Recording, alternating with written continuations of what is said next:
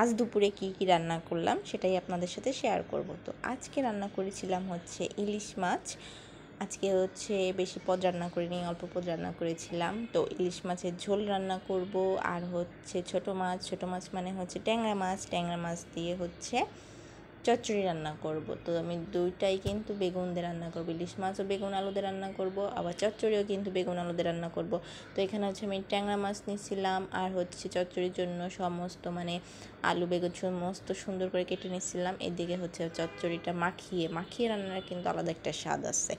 তো এদিকে হচ্ছে এটাকে খুব ভালো মতো মাখানো হচ্ছে, মানে একদম মাখাইয়া এটাকে মানে খাওয়ার উপযুক্ত করে ফেলা হইতেছে।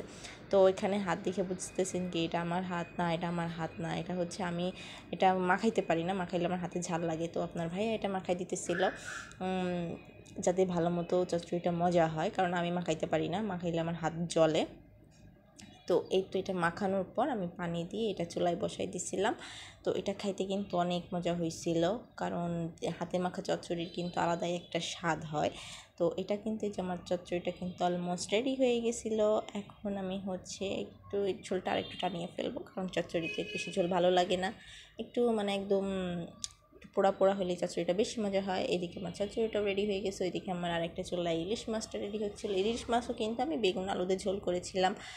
তো এই যে এদিকে আমি ভাতটাও রেডি করে নিচ্ছি, আমার ইলিশ মাছ রেডি। তো আজকের মতো রান্না শেষ, আল্লাহ হাফেজ।